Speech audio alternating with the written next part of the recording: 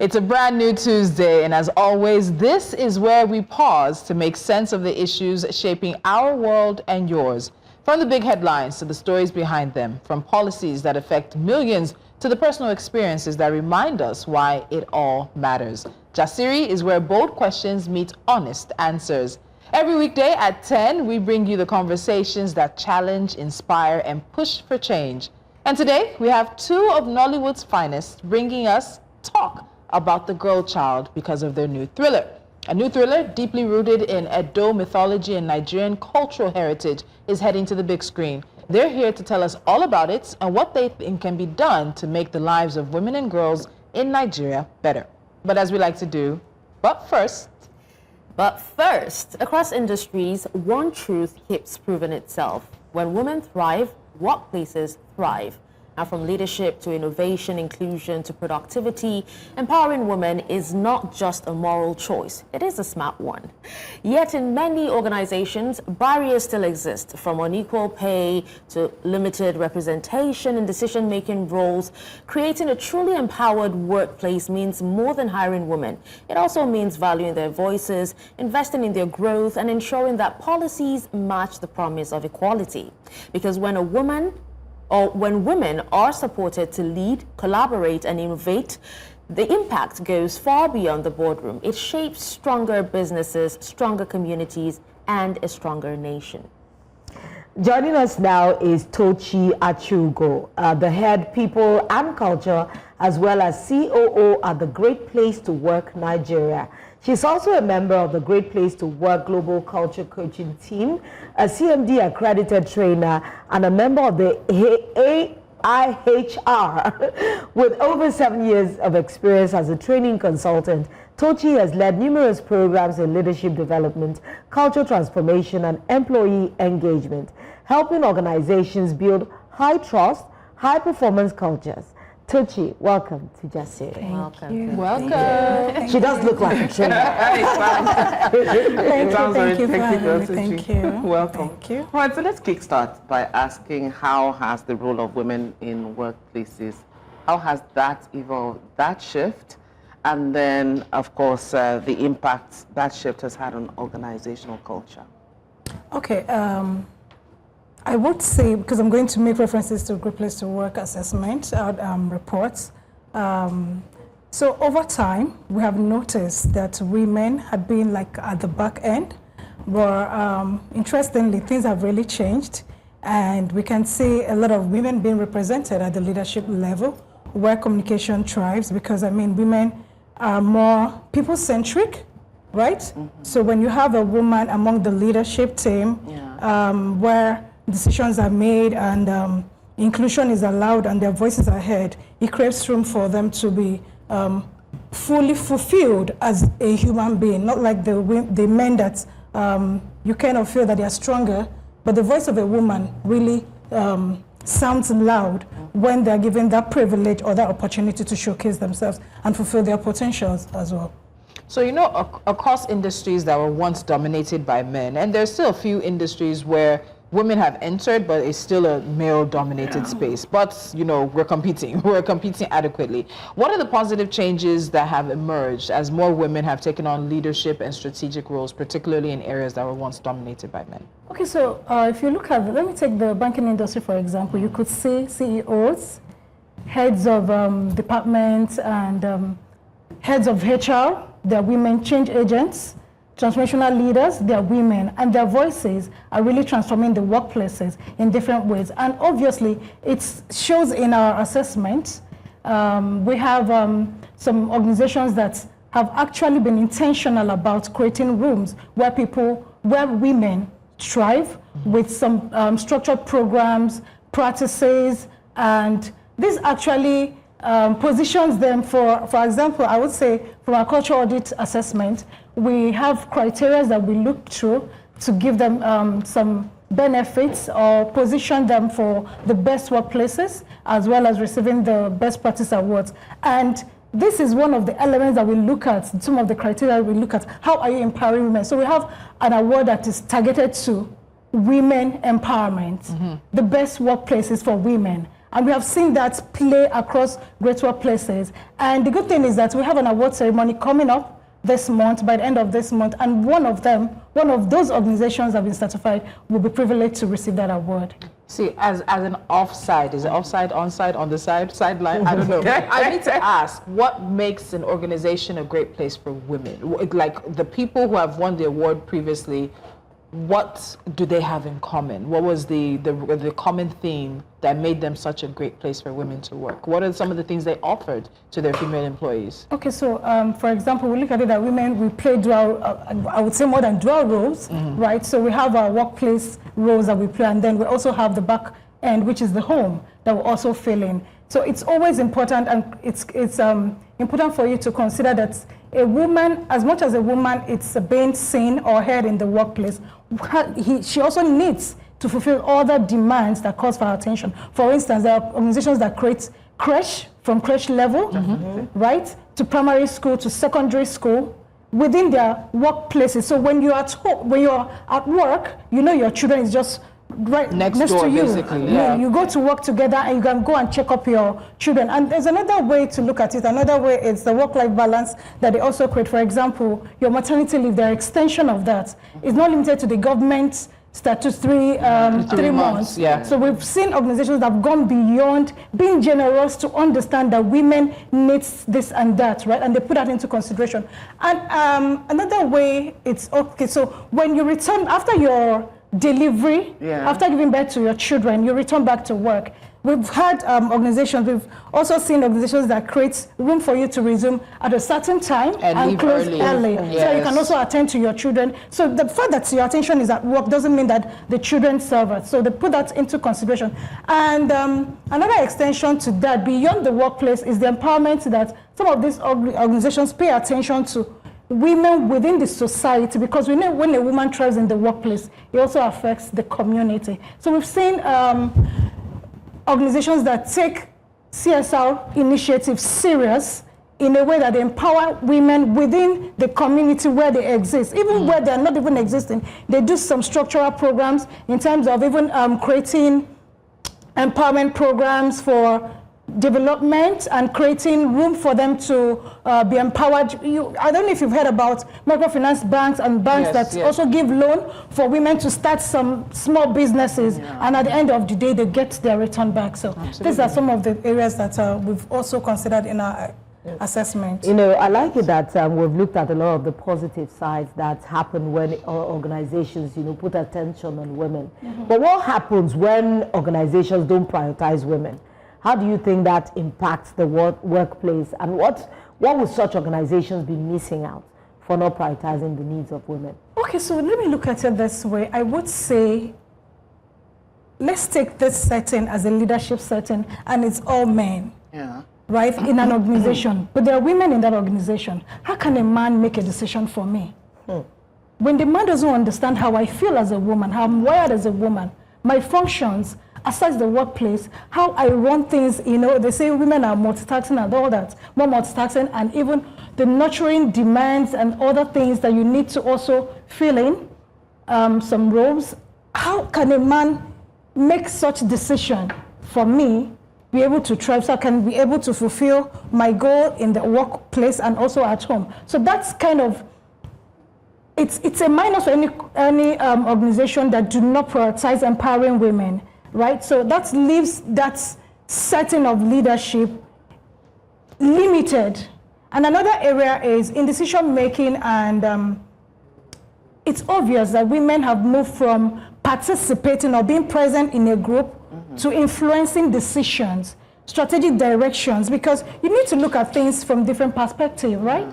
So when a woman is there to speak and a man brings in their own, we present it at the table, and then it's easier and clearer for us to make strategic directions and decisions that will be more profitable, considering both ends for an organization to thrive. So that's what I have to say on that. Okay, now you've talked about, you know, how women have so many demands and the fact that they're saddled with the responsibility of multitasking. And you did say that when a woman thrives in the workplace, you know, it also affects the community. So what are the indicators, or what indicators shows that the organization is achieving true gender equity, and inclusion at the leadership level?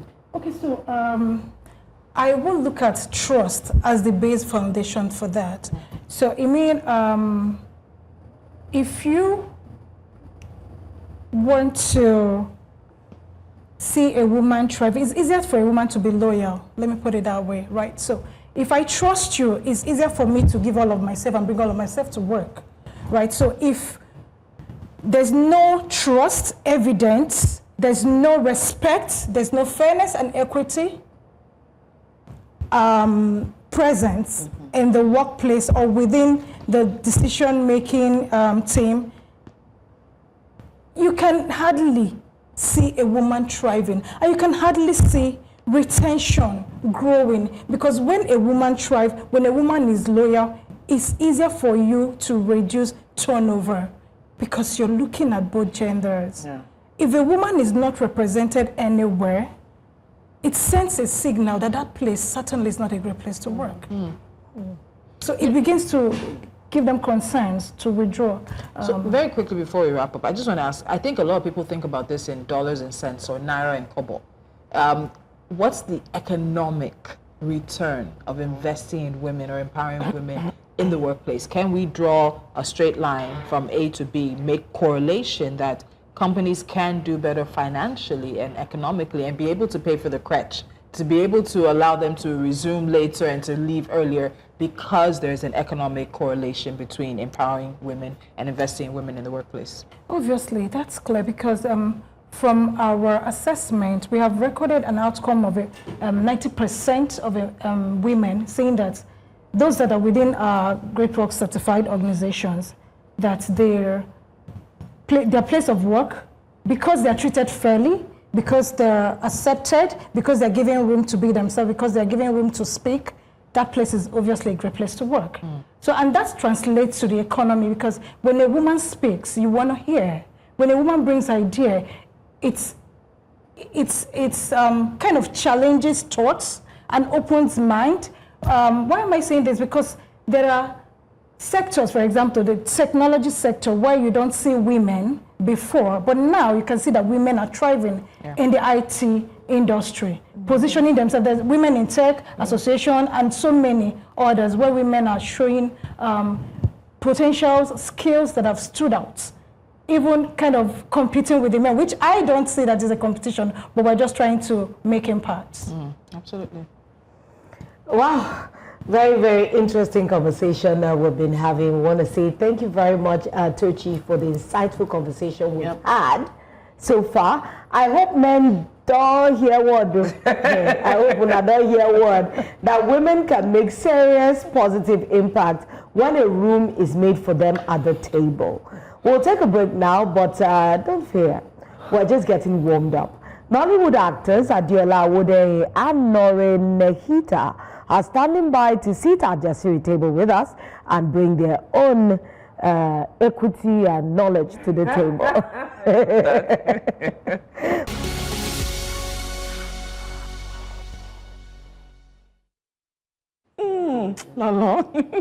Welcome back to Jasiri. Joining us now are two creatives who are part of Nigeria's newest cultural thriller called IDIA.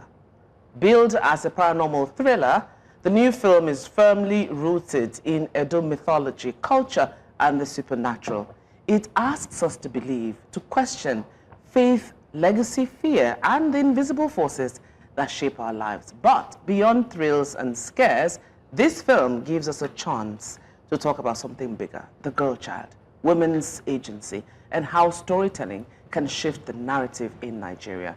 We'll talk inspiration and meanings for the film, and then widen the lens. What must change to make life safer, fairer, more just for girls and women in Nigeria? We have Adeola Awodein, who plays Ai, and Noray Nehita, who plays Jessica, joining us now. Ladies, welcome to Jasiri, and thank you so much for gracing our table with your beauty. Welcome. Thank you. Good morning. Take our look alike. Your hair. Which look alike? Actually, you don't see clearly sometimes. I'm not the one that wears glasses. Similarity. Between who and who? It's okay. All right, ladies, thank you so much for joining us. Thank you so much. And everyone who comes to the table always enjoys themselves, so I can promise you fantastic conversation. At least we will deliver on that. Yeah, definitely. I will ask you again. Beautiful women. I'll ask you so much. So let me ask the two of you, starting off, what drew you to this script? In looking for it, details are very minimal online. They've just given a rough outline, but really not giving anything away about the particular script. But what drew you to IDIA? What was the moment you said, yes, I want to be part of this? Adeola, let me start with you. Okay, so what drew me to IDIA? It was the way the story was written. You know, the idea of being a part of a paranormal, movie. And it was quite, I was curious. I would say that. I was curious. It looked very exciting, Oh, okay, what's this about? Yes, let's try to explore. And of course, being what I do, definitely you have to go into research. And of course, when I got the script, I started my research on, some of the culture, the Edo culture, the Benin culture, about, the paranormal, we don't want to give too much away, We don't, because we want people to go and watch this, take their time, relax, and really enjoy the movie. But, I was curious, that was it. And it was an exciting process, going through it. Yeah, the surprise is, no matter how much you research as an actor, you still get surprised on set. Yes, you actually, because, at times, because of the synergy, your lines, and you're like, oh, okay, that happened. Oh, okay, and it's always, and you just go with the flow, and of course. So, Noray, you're nodding, you're saying, but I got stuck on her saying paranormal, and I love the fact that Nollywood is opening up. And we're seeing horror movies, we're seeing paranormal experiences. Even though at the end, some of it is your village people, we're also finding out that not all of it is your village people. So what drew you to this script? I would say the culture. I'm from Edo State. Also the paranormal aspect of it, the way it was written.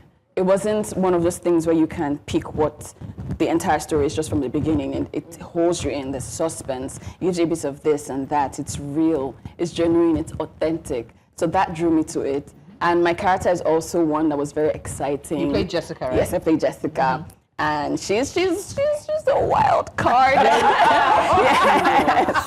Yes, and I just love to do things that are out of the norm, things that are new, things that are breaking the ceiling right now. And it was interesting that it was different from what we're typically used to. So that drew me, of course, and the culture, repping my culture. All right, so when I heard paranormal, it's my kind of movie, I think. Yeah, it's a genre that I love to watch. I know I'm weird, so but now I am definitely going to look for it. Okay, so but let's speak to you, Adeola. This particular movie you say is steeped in Edo mythology and cultural heritage, especially when it comes to the music, the folklore, language, and the likes. So how did you personally and creatively connect, with the traditions during the production? Okay, so first of all, I'm Nigerian. And we all, or every tribe has a very rich culture. So how I connected was that, I read about the Edo culture. Apparently my mother-in-law, God rest her soul, she's Edo. She's from Ozala. So of course that, encouraged, me to actually delve deeper into the, Edo, culture and their beliefs.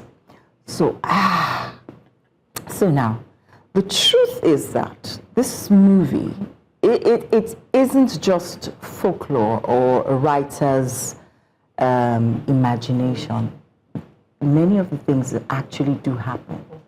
Because when I asked questions from, the Ijile people, of Edo, they actually said some of these things, some of these phenomenal paranormal things actually happen. What kind of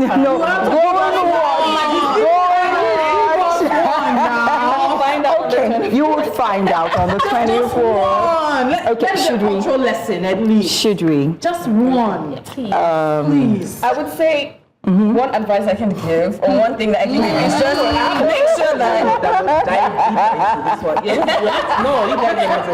We're not going to go free. essentially, I feel living intentionally, making sure that when you have something in your mind that will make you happy, making sure that you're at peace while you're alive on earth and making that impact is important, because you will feel fulfilled. So that if later on You are unalive.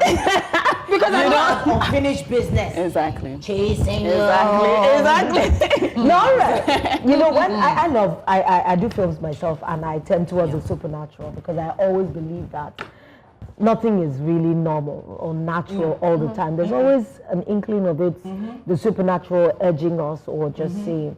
Are there moments that while you filmed Noray, that, you know, the filmmakers worried about whether the audience will get it? You know, that mythical element, the cultural depth. You know, Nigerians are so, sometimes I say they're stereotyped. Yes. That's trying to bring them into something deep and intense sometimes feels overwhelming for them. That also sometimes is not religious. Yes.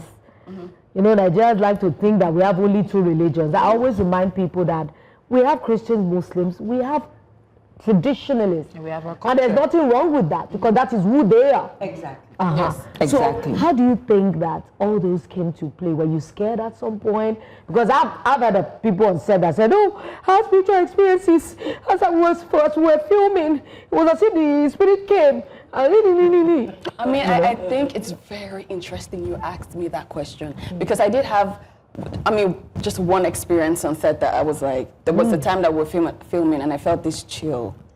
And I was like, Lord God, Jesus Christ, exactly. But the writers, director, producer, they were very intentional about the story, and so everything, even down to the set, the decor, the props were infused to make sure that everything explains something, so we're not lost. And at the end of the day, the story, as you watch it, the more minutes you spend watching it, everything fuses together, and you're like, oh, that makes sense. Oh, that makes sense. And at the end of the day, the whole picture just becomes very clear. You know, I'm looking at some of your behind the scenes, so that means it's not, when I heard IDIA, I was expecting huts and villages and wrap around you. Is it like a contemporary film? Not like village film that everybody's tying wrapper in the 18th century. Oh my God. No, it's you can see that vintage class. Yes, that's what you would see there. Just that set in an old time. That's what you. I was even expecting a snippet. Like, Catherine, you had that question because you know you're a supernatural person. And I'm going to marinate in these questions. The questions are directed at the same time, same velocity, speed. Now, this is physics coming into play to both of you at the same time. When you are in a production, you hope it does well.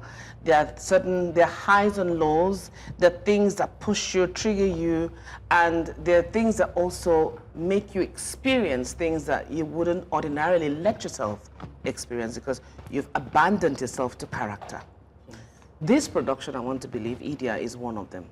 There has to be a point, some points, while filming, that something resonated with you. A scene, half a scene, after the scene shoot, something. What would that, and it would be different for both of you, definitely, because you play different characters. So what would that moment be in the movie? Can you take us through a scene that resonated with you, probably made you vulnerable, more aware, more, I don't know, just more alive to interpreting your role? And why would that scene stand out so importantly to you? Which is leading me to my next question would be, what would you want people to take away from IDIA itself? Because IDIA, I like the name, it's very Edo. It's Nigerian. It's Edo. It's very Edo. And Edo is known to be the home of history. I mean, we know the Yorubas, but the Benin, the Edo states, where be been there before. has a lot of stories to be told. So that's one. So I'm asking you 3, 4, 5 questions. Yes. I'm so sorry. I'm so sorry. So yeah. Well, please. Okay, if I remember, okay, what resonated with me on set? Okay, so what resonated with me on set was that when I was playing my role, I realized first and foremost, like many actors should, always understand that your role is important. I didn't have too many speaking lines. That's the thing. But whether you speak or you don't speak, you must understand that your role is important. Yeah. If you were called, I was called to do this, so, my character is important. I had something to do, to say. And it just made me realize that in every aspect of life, you are important.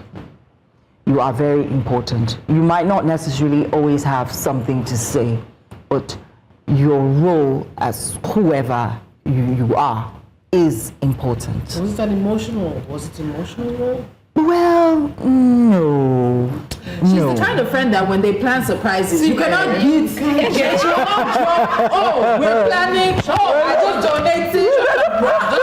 Adeola, to shake you. What do they say? Something like a clam. A clap, sort of. Just getting up and holding you and shaking. Nice little shake. Give us something. I know the feeling. Were you like an old woman in the film? Yes, I was an elderly old woman. Yes, like I was a healer. I don't know these things. You would know them, definitely you would. But, I was a healer. My character was a healer. So definitely, she comes up. And as a healer, as a woman, you embody this. Is that you in the picture? Yes, that's me. Oh my. So, Noray, we're going to go on a break, but I would like you to answer this question as well. Because when we come back, we're widening this conversation. Oh, wow. So what aside from the chill, can you tell us the scene that gave you the chill? No. And it's funny, but it wasn't even a particular scene. I think it was just being present in one set. It wasn't my scene per se, and what was happening there was very intense, and then I felt the chill, and I was like, there's no wind, like, what's going on? So that was that part. But I would say the scene that resonated with me the most is when IDIA is welcomed into the home. That sense of belonging, of a new life that she feels, that part, very important. Everybody must have felt I felt it too. I do, because yes, I just remembered. Thank you for that, Noray. When she came in, she came into the house. You could see that she really needed belonging. She wanted somewhere where she belonged. She longed for that, and for me, that just told me that this is a story of a lot of people. Yes. Yeah. They want to belong, and that is natural. We all want to belong, and we need to belong. We need to belong so that we can, move through life, so that we can understand who we are, so we can have an identity. And build who we Yes, and build, yeah. So we need to belong, and she just wanted that so much. And even when she saw some signs, She still, When we come back, we're going to widen this conversation, because this new paranormal thriller that's coming from Nollywood is putting the focus on the girl child. So what does it mean to put the focus on Nigerian women and girls? Stick around. We'll be right back.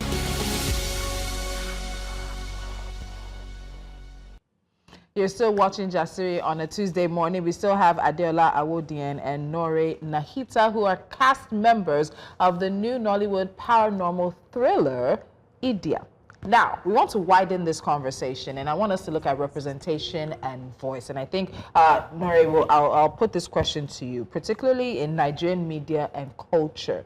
How visible are women and girls' stories that go beyond tropes, that go beyond them being victims or love interest or background characters?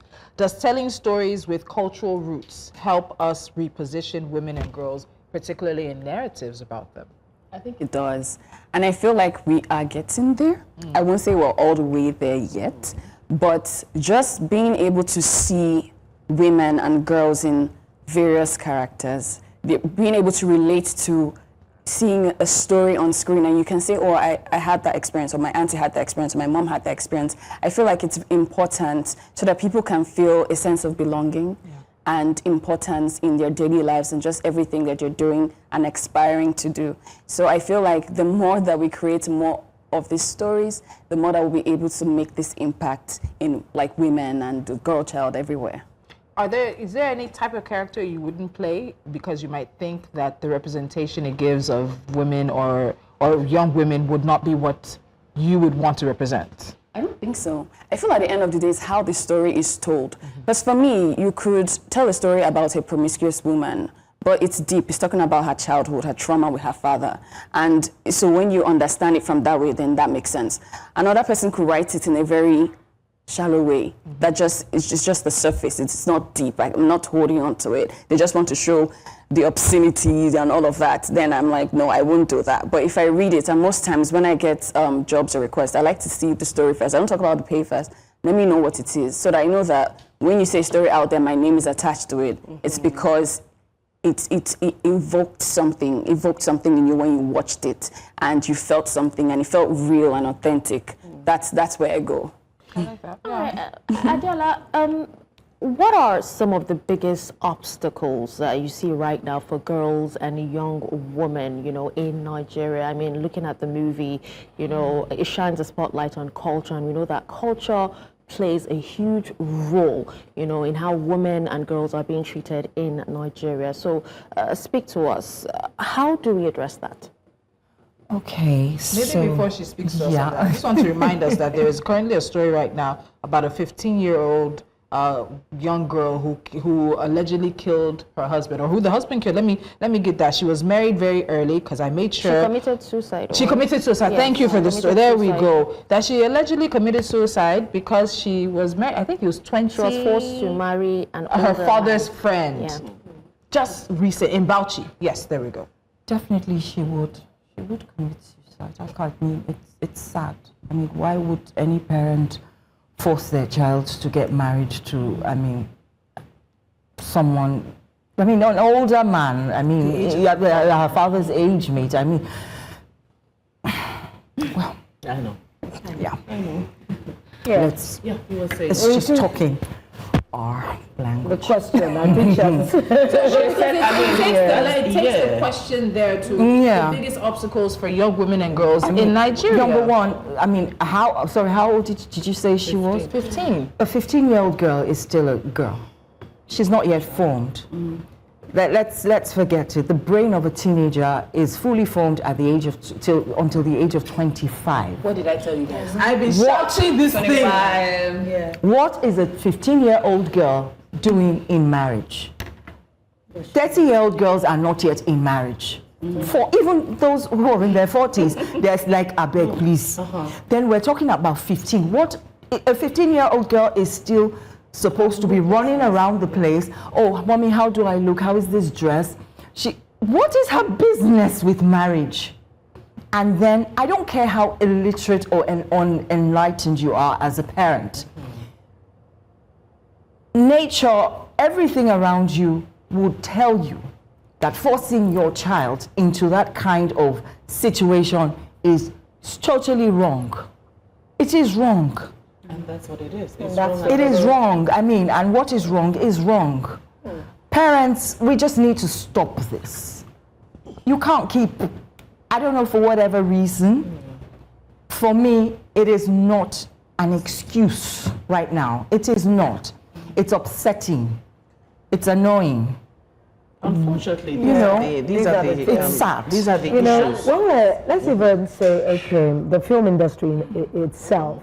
I know that given, I just want to ask if you guys have experienced or noticed, structural inequities, as in, for women, maybe in film, we're talking about maybe casting, pay, decision making. I know there's some Nollywood giants that fought against that, women's pay is always less than a man, and we do equal, if not more, we deliver more for film. What would you think about that? Do you think that in this, our own present industries, women have the same treatment that a counterpart that is a man would probably have? I think so. So I think we will have different perspectives because when I came in, and it's just like almost 2 years now, it's better now. People are speaking up now, and so I haven't experienced that like disparity, but I don't know what would have happened. She just gave us a big yes. I feel the only thing I would just say is we probably need more women behind the camera, because with the crew sometimes it's heavily male dominated, and sometimes it's like a locker room. Yes, exactly. And when you say woman behind it, sometimes that's where it comes. They're like, are you sure you know how you're holding a camera? Do you know? Are you sure? Like, I don't know why that is. I worked with a female director yesterday, and I was so impressed. I was so happy, and she did voice all this concern that, once they see a woman behind the camera or directing, they just seem to think that you need supervision. You need the advice. You even need help to hold it. So I've seen women DOP that are great. I've seen them hold the camera as well. I've seen them angle. I've seen them do amazing work, but there's always that doubt. So I don't know why. That's why I feel we need more in that field. Yes. Adeola is holding No. So the thing is that luckily I have been on sets. I just worked on a set, I think 2 weeks ago, where where most of the crew members were women, are women, yes, and the men understood their brief. They understood who was in charge. And they knew that we're here to work together. So you could see the synergy, you could see the cooperation, you could, as should be. It wasn't a case of, oh, she's a woman, she's a director. And when I saw her, she was you could see that she was in charge. Not in a manly way, no. She wasn't in charge in a manly way.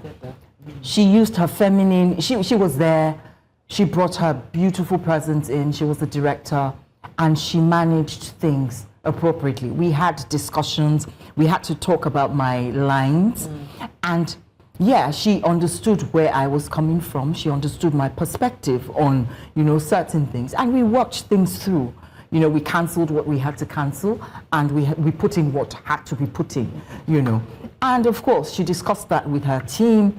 And everybody worked together seamlessly. But what you're depicting or describing is not your, let me not say it's not. Is it your typical Nollywood set? Okay, so luckily for me, I haven't really been in many sets where they disparage women. I haven't. That's the truth. I have been on sets where the men work with the women, whether you are a director or the producer or the DOP, whatever, they work hand in hand with the women because they understand the assignment.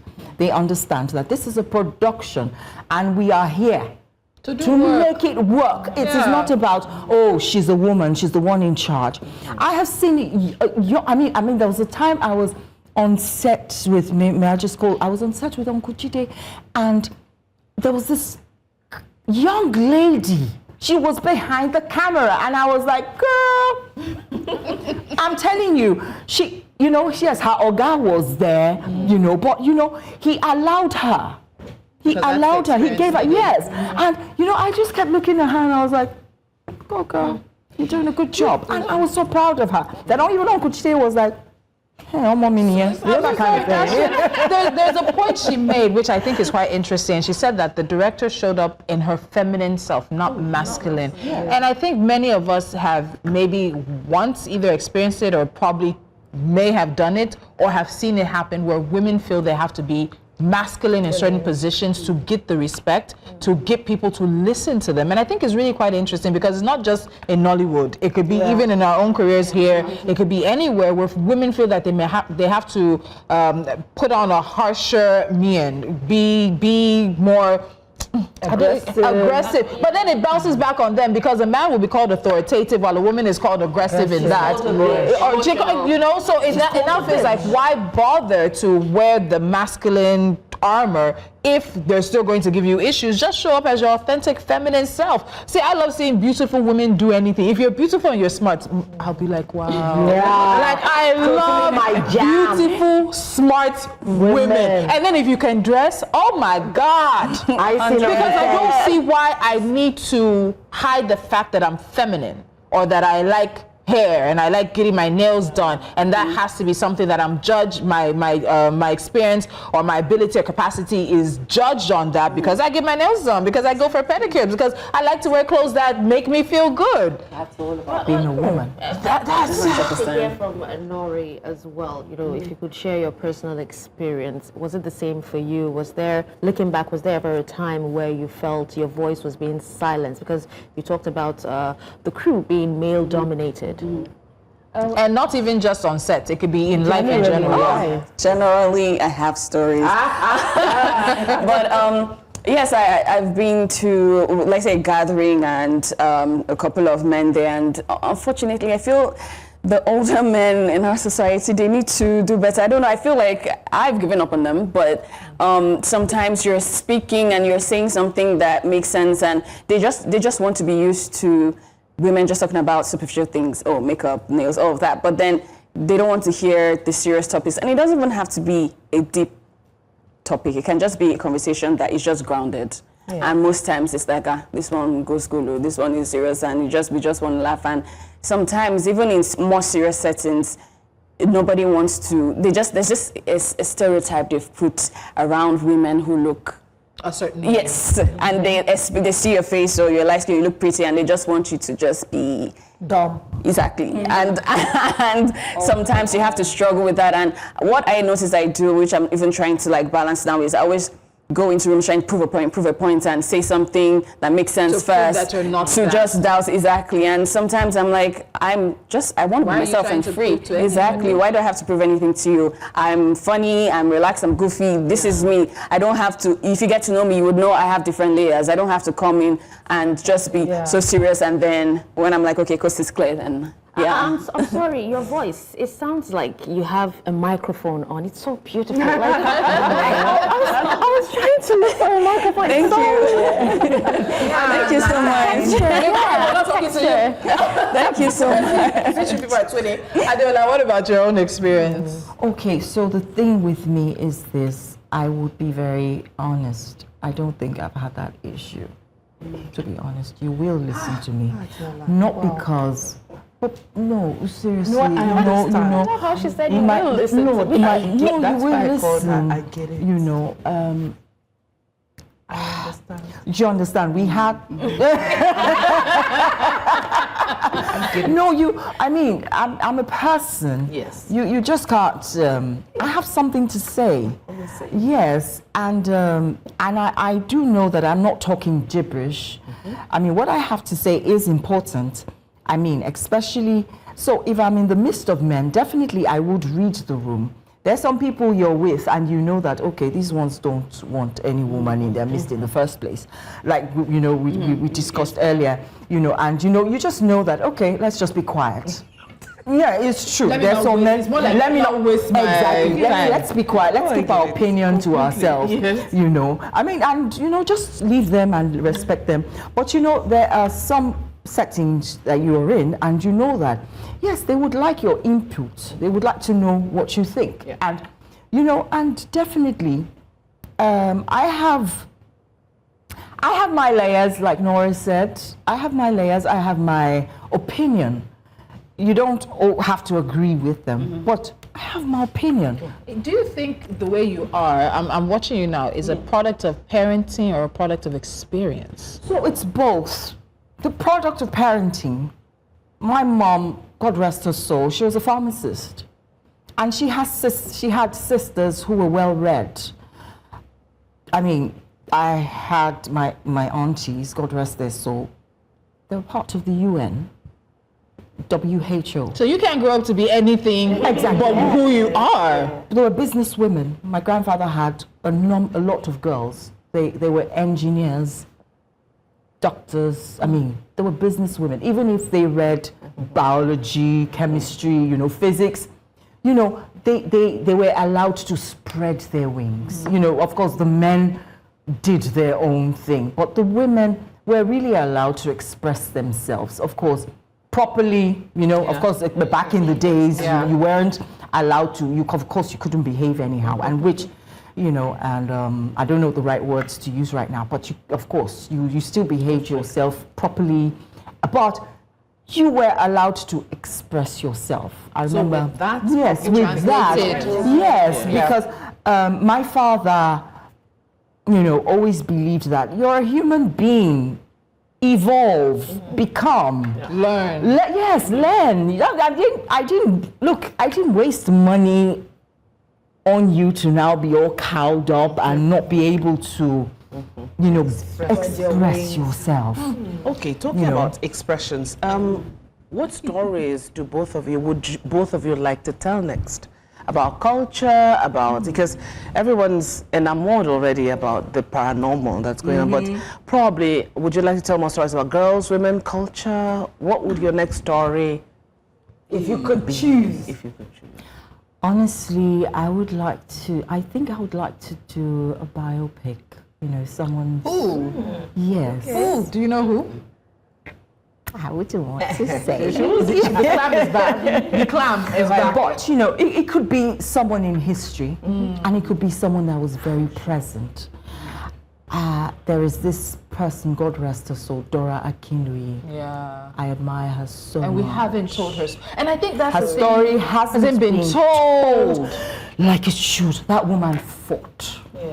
They tried to kill her multiple She fought. times. You can imagine drug lords. And you know that story too could have a paranormal side to it as well. We're talking a about spiritual. international drug lords being afraid of this woman.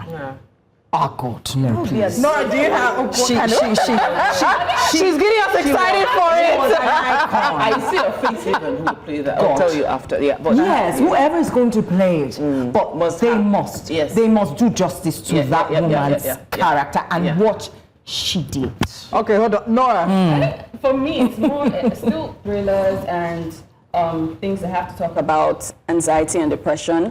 I feel like we need to tell the story in a way that shows that someone could appear happy. Exactly, that humanizes it. Someone that can appear happy and excited. But there's also something called functional depression, where you're out there, your friends don't even know, your close people don't know that you're going through a lot. But you're going through a lot, because in our industry, a lot of people are not happy. Going through a lot. They're not present. They're just existing, and we need stories that touch on that, and those are the type of things that I want to do and tap into, those type of stories. Yes. Okay, so they told us, I'm going to sneak it in, you have to bear with me. They told us 1 minute, so I'm going to ask each of you in 20 seconds a piece of advice for a young girl in Nigeria who dreams, let's leave it at that, who dreams. What's your advice? I would say work with what you have and don't stop, because if you wait for the big thing or the big gadgets or whatever you need, you may never start. So start small and stay consistent and just keep going. Adeola, what's your advice? I would say, number one, God first, pray. And then secondly, know what it is that you want to do and then go for it. Study on it, research, focus on it, get to meet the right people, get to, pull in whatever the resources that you need, people, the research, the books, whatever it is that you need to do to get yourself on that path.